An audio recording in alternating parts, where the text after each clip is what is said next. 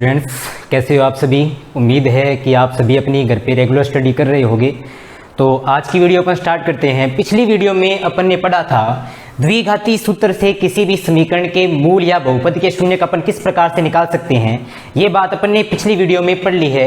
इस वीडियो में अपन क्या करेंगे, इस वीडियो में अपन बहुपद के शून्य की या समीकरण के मूल की जो प्रकृति होती है कि कितने प्रकार की उनकी प्रकृति बन सकती है, उनकी प्रकृति ज्ञात करना सीखेंगे कि कितने प्रकार की प्रकृति है, उनके लिए नियम कितने हैं। तो पिछली वाली वीडियो में मैंने आपको बताया था कि ये अपने पास द्विघाती सूत्र है x बराबर -b plus minus root B square minus 4ac बट्टा में क्या है 2a। इस सूत्र को कौन सा सूत्र कहते हैं? इस सूत्र को श्रीधराचार्य सूत्र या द्विघाती सूत्र कहते हैं। मैंने आपको एक बात बोली थी कि द्विघाती जो अपने पास सूत्र है उसकी सहायता से अपन मूलों की प्रकृति के लिए कितने नियम निकालते हैं? 3 नियम निकालते हैं। और वो तो तीनों के तीनों जो नियम है वो नियम निकलते हैं एक विशेष मान के लिए जो अपने को इस सूत्र में मिलेगा। बताया था इस सूत्र में जो रूट के अंदर का मान है, रूट के अंदर क्या मान है अपने पास? रूट के अंदर मान है बी स्क्वायर माइनस 4ac। तो ये जो बी स्क्वायर माइनस 4ac जो मान है इसको अपन एक स्पेशल प्रतीक चिन्ह देते हैं, एक साइन देते हैं, और वो साइन होता है कैपिटल डी। और इस कैपिटल डी को अपन बोलते हैं विवितकर। मैथ के अंदर इस कैपिटल डी को क्या बोलते हैं? विवितकर। और इस विवितकर बी स्क्वायर माइनस 4ac के आधार पर मूलों की प्रकृति के लिए 3 नियम बताए गए थे। कौन से नियम? पहला नियम था कि यदि d का मान 0 से आ जाए बड़ा, d यानी कि विवितकर d का मान 0 से क्या आ जाए? बड़ा। तो जो मान 0 से बड़ा होगा वो पॉजिटिव होगा या नेगेटिव? पॉजिटिव। यानी कोई मान d का मान विवितकर d का मान 0 से बड़ा आ गया, यानी कौन सा मान आ गया अपने पास पॉजिटिव मान आ गया। तो इसके लिए मैंने नियम बताया था कि यहाँ पर जो मूल आएंगे, कितने मूल आएंगे? ये जो द्विघाती समीकरण है, ये द्विघाती सूत्र है, ये कौन सी समीकरण के लिए होता है? द्विघाती सूत्र द्विघाती समीकरण के लिए होता है। द्विघाती समीकरण है तो मूल भी कितनी आएंगे? 2। यानी बात चल रही है 2 मूलों के लिए। तो यदि d का मान 0 से बड़ा है यानी पॉजिटिव मान है तो इस समीकरण के मूल, द्विघाती समीकरण के मूल क्या आएंगे? समीकरण के मूल आएंगे वास्तविक और समीकरण के मूल आएंगे अलग अलग। और ये वास्तविक और अलग अलग क्यों आते हैं इसका रीजन पिछली वीडियो में पूरी तरीके से बताया गया है, आप दोबारा जाके उसको चेक कर सकते हो। दूसरा अपने पास नियम होता है यदि d का मान 0 के बराबर आ जाए, यानी कि न तो पॉजिटिव है न नेगेटिव है, न्यूट्रल मान आ गया, d का मान 0 आ गया, तो उसके लिए प्रकृति बताई थी कि मूल होंगे तो वास्तविक ही। मूलों के बारे में बताया था मूल 2 प्रकार के होते हैं, या तो वास्तविक होंगे या अवास्तविक होंगे। और अवास्तविक का एक नाम और होता है जो वास्तव में नहीं हो, वो किस में होता है? कल्पना में। और कल्पना में हो से क्या बोलते हैं? काल्पनिक। यानी मूल होते हैं वास्तविक या फिर काल्पनिक। तो इसमें भी मूल वास्तविक, पहले नियम में भी मूल क्या होंगे? वास्तविक। और दूसरा नियम है कि विवितकर d का मान 0 के बराबर, इसमें भी मूल क्या होंगे? वास्तविक। पर यहां पर इतना सा चेंज है कि पहले नियम में मूल वास्तविक तो थे परंतु अलग अलग थे, दूसरे नियम में मूल वास्तविक आएंगे परंतु मूल अलग अलग नहीं आएंगे, मूल आएंगे समान। यानी दूसरे नियम में मूल वास्तविक और मूल क्या होंगे? समान होंगे। ये कहता है अपने को विवितकर का दूसरा नियम। विवितकर का जो अपने पास तीसरा नियम है वो अपने को कहता है कि यदि d का मान 0 से छोटा आ जाए, अपने को पता है 0 से छोटे जो मान होते हैं वो पॉजिटिव होते हैं या नेगेटिव? नेगेटिव। 0 से छोटे मान होंगे वो कौन से मान होंगे? नेगेटिव। यानी अपन विवितकर d यानी बी स्क्वायर माइनस 4ac को हल करें और उसका मान नेगेटिव में आ जाए, -5 आ जाए, -6 आ जाए, -14 आ जाए, तो उसके लिए विवितकर का नियम कहता है कि ऐसी कंडीशन आने पर मूल हैं वो वास्तविक नहीं रह जाते हैं, मूल हो जाते हैं काल्पनिक, इमेजिनरी हो जाते हैं। काल्पनिक मूल आएंगे और मूल आएंगे अलग अलग। ये बात भी अपने को ध्यान रखनी है। और इसके लिए बताया था कि मूल काल्पनिक क्यों होंगे? क्योंकि रूट के अंदर जो अपने पास मान होता है बी स्क्वायर माइनस 4ac, इसी को बोलते हैं विवितकर। यानी इसको अपन लिख सकते हैं रूट के अंदर d। विवितकर का मतलब क्या होता है? d, प्रतीक चिन्ह है इसका d। और यदि इसी का मान नेगेटिव आ गया, तीसरा नियम कहता है ना d का मान 0 से छोटा यानी नेगेटिव, यानी d का मान नेगेटिव आ गया, रूट के अंदर नेगेटिव आ गया, तो आपको एक बात बोली थी रूट के अंदर यदि नेगेटिव चिन्ह आ जाए तो वो जो संख्या बनती है वो संख्या वास्तविक संख्या नहीं होती है, उस संख्या को बोलते हैं अपन काल्पनिक संख्या। तो किसी ने यदि अपने से क्वेश्चन पूछ लिया कि अपने को एक समीकरण दे दी, अपने पास एक द्विघाती समीकरण है और अपने को दे दिया कि इस द्विघाती समीकरण के मूलों की प्रकृति बताइए। यदि पहली कंडीशन बनेगी तो अपन क्या बताएंगे? यदि पहली कंडीशन अपने पास है तो अपन बताएंगे कि मूल वास्तविक होंगे और मूल अलग अलग आएंगे। दूसरी कंडीशन अपने पास है तो बताएंगे मूल वास्तविक आएंगे और मूल क्या आएंगे, समान। प्रकृति ये होती है वास्तविकता, अवास्तविकता जो बताई वही क्या होती है, मूलों की प्रकृति होती है। और तीसरा नियम यदि लग जाए तो हम बताएंगे मूल क्या है, काल्पनिक। काल्पनिक। अभी यहाँ पर एक गौर करने की बात यह है कि अपने पास क्वेश्चन जो टेक्स्ट बुक में है उनमें एक बात दे रखी है। क्वेश्चन इस प्रकार से है कि निम्न समीकरणों के लिए, निम्न द्विघाती समीकरणों के लिए मूलों की प्रकृति बताइए और यदि मूल वास्तविक है तो मूलों को क्या कीजिए, ज्ञात भी कीजिए। यहां पर ध्यान देने वाली बात यह है कि अपने को अपने लेवल तक, 10th लेवल तक की बात यह है कि वहां पर यदि मूल वास्तविक है तभी अपने को मूल ज्ञात करके दिखाना है। यदि मूल काल्पनिक आते हैं तो अपने को सिर्फ इतना ही बताना है कि मूल क्या है, काल्पनिक, आगे हल करके दिखाने की आवश्यकता नहीं है। सवाल किस प्रकार से आएंगे ये अपने बेसिक पढ़ लिया आपने, पिछली वीडियो में भी लास्ट के 5-10 मिनट के लिए बेसिक इसका पढ़ा था। इसको अपन ने क्या किया था, द्विघाती सूत्र को व्युत्पत्ति भी किया था, यानी कि ये अपने पास इसका बेसिक आ गया। अब इससे जुड़े हुए क्वेश्चन किस प्रकार से आते हैं, मूल ज्ञात करना भी अपन सीख चुके हैं। अभी अपन केवल और केवल मूलों की प्रकृति सीखेंगे कि अपने को मूलों की प्रकृति कैसे निकालनी होती है। उसके लिए क्वेश्चन किस प्रकार से बनते हैं, अपन ने क्वेश्चन लिख लिया, अपने पास एक क्वेश्चन आ गया।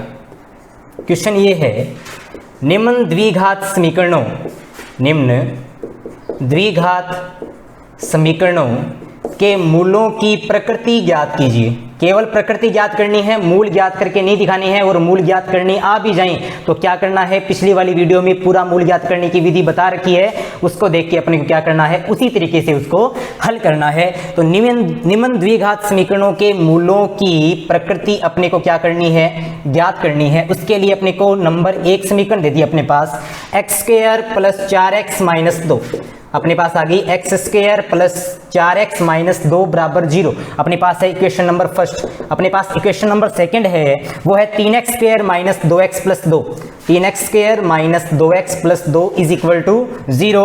और अपने पास इक्वेशन नंबर 3 जो है वो अपने पास है 4x² - 4x + 1, तो 4x² - 4x + 1 बराबर में क्या है, 0। अपन ये 3 इक्वेशंस को हल करेंगे, 3 समीकरणों को हल करेंगे और मूलों की जो प्रकृति के नियम है, 3 नियम है, वो तीनों के तीनों नियम अपने को समझ में आ जाएंगे।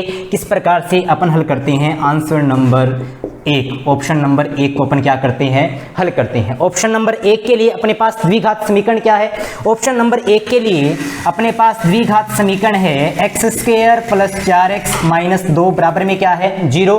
और इसको लिख दिया मैंने इक्वेशन नंबर फर्स्ट, समीकरण नंबर 1, ये आ गई समीकरण नंबर 1। अब बात ये है कि यदि अपने को चेक करना है मूलों की प्रकृति, तो मूलों की प्रकृति के लिए सबसे पहले अपने पास अवेलेबल क्या होना चाहिए, मूलों की प्रकृति चेक करने के लिए अपने को चेक करना होता है विविधकर d का मान। और विविधकर d का मान कब आएगा, विविधकर d का मान आएगा जब अपने पास a का मान, b का मान और c का मान हो। और ये जो a, b और c का मान है ये अपन किससे प्राप्त करते हैं, बताया गया था कि a, b और c का मान निकालने के लिए कोई भी दी गई समीकरण को द्विघात समीकरण के मानक रूप से क्या करते हैं, तुलना करते हैं। तो अपन लिखेंगे द्विघात समीकरण का कौन सा रूप है, मानक रूप। अपने पास द्विघात समीकरण का मानक रूप होता है, वो होता है ax² + bx + c बराबर में क्या है, 0। ये आ गई समीकरण नंबर 2, इक्वेशन नंबर 2। अब क्या करेंगे, समीकरण 1 और 2 की क्या करेंगे, तुलना, ताकि a का मान, b का मान और किसका मान, c का मान अपने पास आ जाए। विविधकर का मान अपने क्या कर सकते हैं, ज्ञात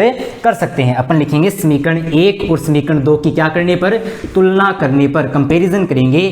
कंपैरिजन करने पर a का मान आएगा, b का मान आएगा और किसका मान, c का मान आएगा। बात करते हैं a के मान की। अपने को साफ साफ दिख रहा है समीकरण 1 और समीकरण 2 में पहले भी अपन ने कंपैरिजन किया था, ABC के मान काफी क्वेश्चन में अपने हल किया था, 3-4 क्वेश्चन में किया था। तो उसी प्रकार से ये है समीकरण 1 और समीकरण 2 में ये जो पहला पद है वो पद है x² का, और ये जो पहला पद है ये भी किसका है, x² का। इन दोनों की तुलना करें तो यहाँ पर x² के गुणा में, देखो दो पदों के मध्य कोई चिन्ह नहीं, यानी किसका चिन्ह, गुणा का। x² के गुणा में यहाँ पर क्या है, a है, और यहाँ पर x² के गुणा में कुछ भी नहीं है और किसी पद के गुणा में कुछ भी न हो, वहां पर कितना होता है, 1। यानी कि अपने को साफ साफ दिख रहा है a का मान कितना आ गया, 1। और एक बात और बोली गई थी कि a, b, c के मान लेते समय चिन्ह को भी साथ में लेना है। तो a का मान 1, 1 से पहले कोई चिन्ह नहीं है, किसका चिन्ह है, प्लस का, यानी a का मान आ गया +1। ठीक है।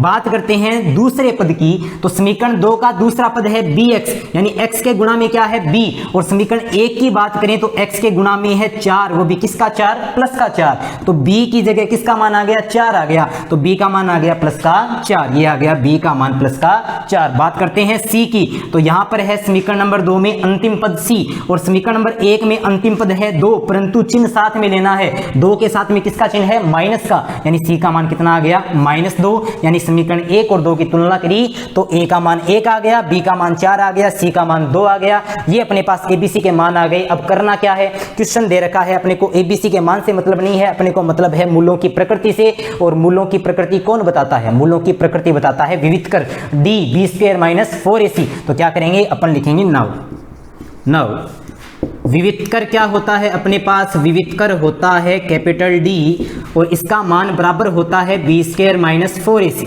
विवितकर D = b² - 4ac। मान रखेंगे b का मान है 4, ऊपर है स्क्वायर, माइनस है तो माइनस, 4 है तो 4, a का मान, किसका मान, a का मान है 1, और गुणा में है c का मान है -2, तो c का मान क्या है -2। हल करेंगे तो 4 की स्क्वायर होती है 16, माइनस माइनस हो जाएगा प्लस, 4 × 4 और 4 × 2 8, 16 और 8 होते हैं कितने होते हैं 24, यानी d का मान, विवितकर का मान b² - 4ac का मान कितना आ गया 24, और अपने को साफ साफ पता है कि 24 जो है वो 0 से बड़ा है, 0 के बराबर है या 0 से छोटा है। ये विवितकर d का मान जो 24 आया है ये 0 से क्या है, बड़ा है, पॉजिटिव मान है, और पॉजिटिव मान होने के कारण कौन सा नियम लगेगा, इसमें विवितकर का पहला नियम लगेगा, और पहला नियम क्या कहता है कि यदि विवितकर d का मान 0 से बड़ा आ जाए तो मूल क्या होते हैं वास्तविक, और मूल क्या होते हैं अलग अलग। यानी कि ये जो समीकरण अपने पास थी, इस समीकरण की मूलों की प्रकृति वास्तविक होगी या काल्पनिक, वास्तविक। क्यों होगी, क्योंकि विवितकर d का मान 0 से क्या आया है, बड़ा आया है, और इसके जो दोनों मूल आएंगे वो दोनों मूल समान मूल नहीं आएंगे, वो मूल आएंगे अलग अलग। तो अपन क्या लिखेंगे, अपन लिखेंगे चूंकि यहाँ विवितकर d का मान कितना आ गया 24, जो कि 0 से क्या है, बड़ा है। विवितकर d = 24 इज ग्रेटर देन 0, यानी विवितकर d का मान 24 जो कि 0 से क्या है, बड़ा है। अतः समीकरण के मूलों की प्रकृति क्या होगी, समीकरण के मूलों की प्रकृति वास्तविक तथा मूल क्या होंगे, अलग अलग होंगे, दोनों मूल अलग अलग होंगे। ये हो गया विवितकर का पहला नियम, अलग अलग होंगे। ये जो समीकरण आई है इसमें विवितकर का पहला नियम लगा है, इस प्रकार से अपन इसको क्या करेंगे, हल करेंगे, और इस प्रकार से मूलों की प्रकृति आएगी। एक अपने पास 2 इक्वेशन और हैं, इनमें से एक इक्वेशन अपन और हल करते हैं। अपने पास सेकंड इक्वेशन है, दूसरी समीकरण है, वो है 3x² - 2x + 2 और बराबर में क्या है 0। देखो इसी प्रकार से इसको हल करना है, पूरे तरीके से इसको अपन लिखेंगे, पर जो दूसरी इक्वेशन है मैं सीधे आपको करवाता हूं कि कैसे करेंगे। अपन इसको लिखेंगे समीकरण नंबर 1, ये समीकरण नंबर 1 आ गई। abc के मान चाहिए तो क्या लिखेंगे, मानक रूप। द्विघात समीकरण का मानक रूप होता है ax² + bx + c बराबर में क्या होता है 0। समीकरण नंबर कितनी है 2। समीकरण 1 और 2 की तुलना करेंगे तो a का मान कितना है 3, b का मान कितना है -2 और c का मान कितना है 2। abc के मान आ गए। बात करते हैं विवितकर d की, तो d होता है b² - 4ac, b का मान है -2 तो -2 की स्क्वायर, माइनस है तो माइनस, 4 है तो 4, a का मान है 3 तो a का मान है 3 और c का मान है 2 तो c का मान है 2। माइनस की स्क्वायर बताया था कितना होता है +2 की स्क्वायर 4, प्लस माइनस माइनस, 4 × 12, 12 × 2 24, और 4 में से 24 जाएगा। छोटी संख्या में से बड़ी संख्या जब घटाई जाती है तो उत्तर आते हैं वो आते हैं माइनस में, और 4 में से 24 जाएगा तो कितना बचेगा -20। तो ये जो अपने पास उत्तर आए हैं, विवितकर d का मान आया है ये पॉजिटिव आ गया, नेगेटिव मान यानी 0 से छोटा मान। तो इसमें विवितकर का पहला नियम लगेगा, दूसरा नियम या तीसरा नियम, जी हाँ बिल्कुल इसमें लगेगा विवितकर का तीसरा नियम। और तीसरा नियम क्या कहता है, तीसरा नियम कहता है कि यदि विवितकर का मान 0 से छोटा आ जाए, माइनस में आ जाए, तो मूल हैं वो वास्तविक नहीं होंगे, मूल क्या होंगे काल्पनिक, और मूल होंगे अलग अलग। यानी इस समीकरण के लिए इसके मूल क्या आने वाले हैं काल्पनिक, तो अपने को इसके मूल निकालने की आवश्यकता नहीं होगी, अपन सीधे लिखेंगे इसके मूल क्या है काल्पनिक। यदि अपने को बोल दिया जाए कि इस समीकरण के लिए मूल निकालिए तो अपने अपने को मूल निकालने की आवश्यकता नहीं है, अपने को बस इतना ही लिखना है कि चूंकि यहाँ विविधकर का मान माइनस में है यानी 0 से छोटा है तो इसके मूल हैं वो क्या होंगे, काल्पनिक मूल होंगे। ये अपने पास हो गया। तो पहली इक्वेशन मैंने करवा दी, दूसरी समीकरण मैंने करवा दी। ये जो तीसरी समीकरण है ये आपके लिए होमवर्क के लिए है, आप इसको हल करोगे। और भी जो क्वेश्चन आपके पास हैं टेक्स्ट बुक में उन क्वेश्चन को भी आप क्या करोगे, हल करोगे। अब बात करते हैं नेक्स्ट क्वेश्चन की कि अगला क्वेश्चन किस प्रकार से बन सकता है। आज की अपनी जो वीडियो है वो पूरी वीडियो द्विघात समीकरण में विविधकर के मान पर आधारित 3 जो नियम है, मूलों की प्रकृति है, सिर्फ मूलों की प्रकृति पर आज की वीडियो अपनी चलेगी। तो एक तो क्वेश्चन बनेगा इस प्रकार से, एक क्वेश्चन और बन सकता है। वो किस प्रकार से बनेगा, अपने पास एक क्वेश्चन आ गया, अपने पास एक क्वेश्चन इस प्रकार से है,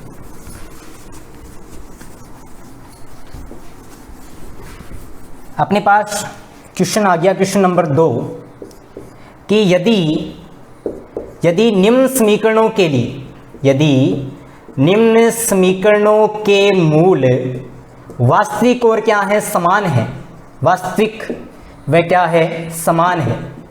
यदि निम्न समीकरणों के मूल वास्तविक और क्या है, समान है, बराबर है, तो k का मान ज्ञात कीजिए, k का मान ज्ञात कीजिए, k का मान ज्ञात कीजिए। देखो बेटा बात ये है, पहला जो क्वेश्चन बना था अपन क्वेश्चन को इस प्रकार से समझेंगे कि उस एक क्वेश्चन को समझने के बाद में अपने को उस प्रकार के कितने भी क्वेश्चन आ जाएं उनमें कोई भी दिक्कत नहीं आनी चाहिए।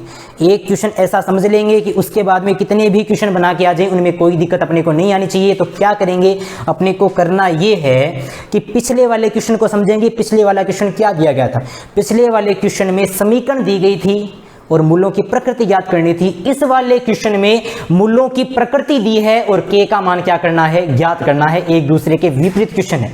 पिछले वाले क्वेश्चन में मूलों की प्रकृति ज्ञात करनी थी, परंतु इस क्वेश्चन में मूलों की प्रकृति तो दे रखी है, परंतु k का मान क्या करना है, ज्ञात करना है। मान लिया कि मेरे पास पहली इक्वेशन है वो है 2x² + 4x - k, 2x² + 4x - k बराबर में क्या है, 0। और मेरे पास जो दूसरी इक्वेशन है, दूसरी समीकरण है वो मेरे पास है x² - 2k + 1 और प्लस में है x, गुणा में है x और प्लस में है k² = है 0। तो = क्या है, 0। ये मेरे पास दो इक्वेशन आ गई, दो समीकरण आ गई और इन दोनों समीकरणों के लिए मुझे k का मान क्या करना है, ज्ञात करना है। दे क्या रखा है, दे रखा है कि मूल है ना वो वास्तविक है और मूल क्या है, समान है। ठीक है, इसका आंसर किस प्रकार से होगा, मैं स्टार्ट करता हूं। यह है इसका आंसर। अपन लिखेंगे सबसे पहले समीकरण जो अपने को दे रखी है। अपने को समीकरण दे रखी है नंबर 1, अपने को दे रखी है 2x² + 4x - k = 0। ये आ गई अपने पास समीकरण नंबर 1 आ गई। ये है द्विघात समीकरण। तो अब मैंने एक बात बताई थी, a, b और c के मान के लिए अपन क्या करेंगे, a, b और c के मान के लिए अपन द्विघात समीकरण का मानक रूप लिखेंगे। अपने को पता है द्विघात समीकरण का जो मानक रूप होता है वो होता है ax² + bx + c = 0। ये आ गई समीकरण नंबर 2। समीकरण 1 और 2 की क्या करने पर, तुलना करने पर। समीकरण 1 और 2 की तुलना करेंगे तो a का मान आ जाएगा, b का मान आ जाएगा, c का मान आ जाएगा। अपने को साफ साफ दिख रहा है समीकरण 1 और 2 के लिए x² के गुणा में a है, x² के गुणा में 2 है, तो a का मान कितना आ गया, 2, b का मान कितना आ गया, 4 और c का मान कितना आ गया, प्लस के या माइनस के, चिन्ह साथ में लेना है। तो c का मान आ गया माइनस का k, a का मान आ गया, b का मान आ गया और किसका मान आ गया, c का मान आ गया। abc के मान अपने पास आ गए। अब अपने को एक कंडीशन दे दी और कंडीशन ये दी है, अपने को क्वेश्चन में दे रखा है कि ये जो समीकरण दोनों हैं, पहली समीकरण और दूसरी समीकरण, अपन पहली समीकरण को हल कर रहे हैं, उसके बाद में दूसरी को करेंगे। पहली समीकरण के लिए अपने को कंडीशन दे दी कि इसके मूल हैं वो वास्तविक और क्या है, समान है। तो अपने को दे दिया चूंकि समीकरण के मूल वास्तविक और क्या है, समान है, वास्तविक और क्या है, समान है। चूंकि समीकरण के मूल वास्तविक और क्या है, समान है। तब बेटा एक बात बताओ, मैंने आपको विविध करके 3 नियम बताए हैं, तो कौन सा नियम ये बताता है, अपन नियम की चर्चा करेंगे, तीनों नियम अपने को दिमाग में याद होने चाहिए। तो कौन सा नियम, विविधकर का कौन सा नियम अपने को ये बताता है कि मूल वास्तविक और समान है, ये अपने को बताता है विविधकर का दूसरा नियम। विविधकर का दूसरा नियम क्या कहता है, अपने को विविधकर का दूसरा नियम कहता है कि यदि विविधकर d का मान 0 के बराबर हो, यदि विवितकर d का मान 0 के बराबर हो तब मूल क्या होते हैं, वास्तविक और समान होते हैं। तो वही तो करना है अपने को दे दिया कि मूल वास्तविक और समान है, तो अपने को फिक्स पता चल गया यदि मूल वास्तविक और समान है तो विवितकर d का मान 0 के बराबर होगा ही होगा। तो d का मान किसके बराबर लिख दिया, 0 के बराबर अपन ने लिख दिया। बात करते हैं d के मान की, तो d क्या होता है, d होता है b² - 4ac। d का मान किसके बराबर होता है, b² - 4ac, और इसका मान किसके बराबर लिखना है, 0 के बराबर। b का मान कितना है, 4, तो b का मान है 4, ऊपर है स्क्वायर -4a, a का मान है 2, तो a का मान है 2, और c का मान है -k, तो c का मान है -k, इक्वल में क्या है, 0, बराबर में क्या है, 0। 4 की स्क्वायर कितनी होती है, 16, माइनस माइनस क्या होता है, प्लस, 4 दुआ होता है 8, k है तो k, और इक्वल में क्या है, 0। अपन क्या करेंगे, अपने को k का मान चाहिए। मैंने एक बात बताई थी, जिस चीज को अपने को हल करना होता है, जिसका अपने को मान चाहिए होता है, उसको एक पक्ष में, बाकी सभी को एक पक्ष में, यानी उसको LHS में, बाकी सभी को RHS में, या उस पद को RHS में, बाकी सभी को LHS में अपन ले जाते हैं। तो उस प्रकार से अपना उत्तर आता है। अपने को फिलहाल बात ये करते हैं, अपने को चाहिए क्या है, अपने को क्वेश्चन से चाहिए k का मान, इसका हल चाहिए अपने को कि k का मान कितना आएगा। तो ये अपने पास एक समीकरण बन गई। यहाँ पर 16 + 8 के बराबर में क्या है, 0। तो 16 में तो k नहीं है, परंतु 8 के साथ क्या है, k, तो इसको अपन अलग रखेंगे, बाकी सभी को अलग रखेंगे। तो ये आ गया 16 + 8 के बराबर 0, 8k रहेगा सेम टू सेम, बराबर 0 से कोई मतलब होता नहीं है।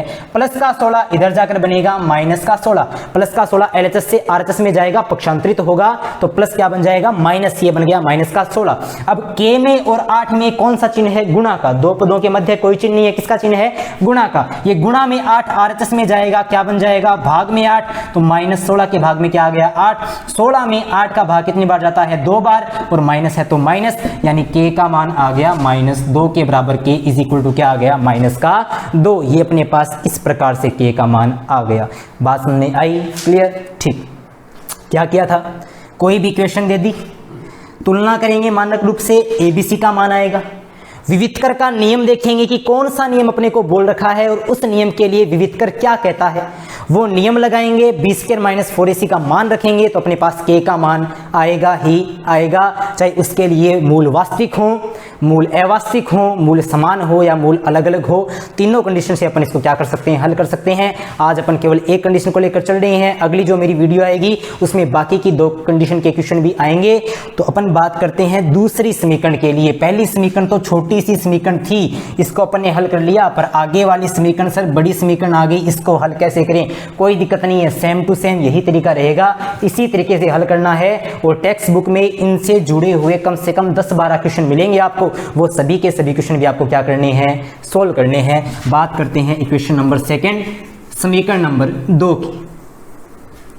ये मैंने इतना सेम टू सेम लिखा है, क्यों लिखा है, देखो मैंने इस आंसर को हल करने से पहले ये चीज़ सेम टू सेम रखी है, क्योंकि ये कंडीशन पहली समीकरण के लिए भी थी और ये कंडीशन दूसरी समीकरण के लिए भी है। क्वेश्चन एक ही है, इस क्वेश्चन के 2 पार्ट हैं, पहले पार्ट में भी यही कंडीशन, दूसरे पार्ट में भी यही कंडीशन, तो कंडीशन तो यही रहेगी। बात करते हैं दूसरे समीकरण की, तो मैं लिखूंगा इसका आंसर क्या होगा। बात करते हैं सेकंड इक्वेशन, सेकंड समीकरण है x² - 2k + 1 × x, प्लस में है k² = क्या है, 0। और ये आ गई समीकरण नंबर 1, मैं सीधा लिखता हूँ, मानक रूप होगा वो होगा ax² + bx + c = 0। समीकरण नंबर 2, तुलना करेंगे तो a का मान आएगा, b का मान आएगा, c का मान आएगा। अपने को साफ साफ दिख रहा है a की जगह यहाँ पर 1 है, तो a का मान कितना आ गया, 1। x के गुणा में b है, और यहाँ पर x के गुणा में ये इतना सारा है, -2 ब्रैकेट k + 1, तो b का मान ये पूरा का पूरा मान आएगा। क्या चीज है, x के गुणा में ओनली b, और x के गुणा में -2 गुणा k + 1, तो b का मान ये पूरा का पूरा मान, पूरा पद आएगा। b का मान आ जाएगा -2 k + 1, और c का मान अपने को दिख रहा है k², तो c का मान आ गया k²। ये आ गए अपने पास a, b और c के मान। कंडीशन क्या कहती है, मूल वास्तविक और समान है, मूल वास्तविक और समान है, तो विवितकर d का मान 0 के बराबर, b² - 4ac का मान किसके बराबर, 0 के बराबर। मान रखेंगे b², b का मान है -2k + 1, तो -2k + 1, और ऊपर करना है होल स्क्वायर, तो ऊपर कर देंगे इसका होल स्क्वायर, क्योंकि क्योंकि बी स्क्वायर है, बी का मान रख दिया, ऊपर क्या कर दिया होल स्क्वायर। माइनस की बात करते हैं तो माइनस 4 है तो 4, ए का मान कितना है 1 और सी का मान है के स्क्वायर, तो ए का मान है 1 और सी का मान है के स्क्वायर, 4ac एक गुणा में है तो तीनों को गुणा कर दिया और बराबर में क्या है 0, ब्रैकेट का मतलब गुणा होता है। क्या किया, b का मान ऊपर स्क्वायर -4 गुणा a का मान गुणा c का मान। हल करेंगे तो माइनस की स्क्वायर जो होती है वो क्या होती है प्लस, माइनस की स्क्वायर क्या होती है प्लस, 2 की स्क्वायर 4 और ब्रैकेट की स्क्वायर तो ये लगा देंगे ब्रैकेट की whole square, minus plus minus, minus गुणा प्लस क्या हो गया माइनस, 4 का 4, के स्क्वायर तो के स्क्वायर बराबर में क्या है 0, 4 है तो 4। इसको मैंने हल करना सिखाया था। अपने पास सर्वसमीका नंबर 1 होती है, सर्वसमीका नंबर 1 क्या कहती है कि x प्लस वाई की होल स्क्वायर क्या बनेगी, x की स्क्वायर प्लस वाई की स्क्वायर प्लस 2xy, x की स्क्वायर प्लस y की स्क्वायर प्लस 2xy और माइनस में है 4 के स्क्वायर इज इक्वल टू 0। हल करेंगे इसका गुणा, इससे भी देखो एक पद का 3 पद से गुणा कैसे करते हैं, इसका गुणा पहले पद से, दूसरे पद से और तीसरे पद से, तीनों पद से क्या कर देंगे इसका गुणा। 4 गुणा के स्क्वायर क्या बनेगा 4 के स्क्वायर प्लस प्लस प्लस 4 गुणा के क्या बनेगा 4 के प्लस प्लस, सॉरी 4 का कितना बनेगा 4 प्लस प्लस प्लस 4 दुआ 8 के और माइनस का 4 के स्क्वायर सेम टू सेम बराबर में क्या है 0। 4 गुणा के स्क्वायर 4 के स्क्वायर, 4 का 4, 4 दुआ 8 के माइनस 4 के स्क्वायर इज इक्वल टू 0।